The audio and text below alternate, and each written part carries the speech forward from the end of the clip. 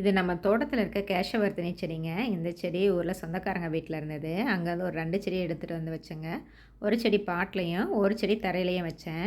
பாட்டில் வச்ச செடி கொஞ்ச நாள்லேயே செத்து போச்சுங்க. தரையில் வச்ச செடி நல்லா பெருசாக வளர்ந்துருச்சு. வச்சது என்னமோ ஒரு செடி தாங்க. ஆனால் அது புதர் மாதிரி வந்துருச்சு. செடியோட தண்டு மண்ணில் படுற இடத்துலலாம் புதுசாக வேர் வந்துடுதுங்க.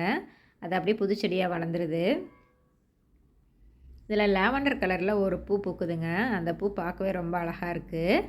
இந்த பூக்கு நிறைய பூச்சியும் வருதுங்க. இந்த பூ அந்தளவுக்கு வாசனையாக ஒன்றும் இல்லை, ஆனால் நிறைய பூச்சிலாம் வருது. நல்லா செடி பெருசானதுனால பக்கத்தில் இருக்கிற ரோஸ் செடி மேலே விழுந்து அதை அமுத்துதுங்க. அதுக்கு சரியாக சன்லைட் கிடைக்கிறதில்ல. அதனால் ஒரு பக்கம் இருக்க பிரான்ச்சை கட் பண்ணி எடுத்துடலான்னு சொல்லிவிட்டு ஒரு பக்கம் இருக்க பிரான்ச்சை கட் பண்ணிட்டோங்க.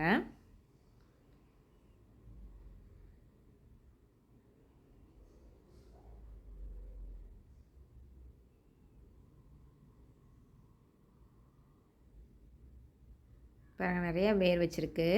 மண்ணில் பட்ட இடத்துலலாம் புதுசாக வேர் வந்திருக்கு பாருங்கள். நிறையா குட்டி குட்டி வேரும் இருக்குது. இதில் நல்லா வேர் வந்த பகுதியை மட்டும் கட் பண்ணி பாட்டில் மாற்றி வச்சுட்டோங்க.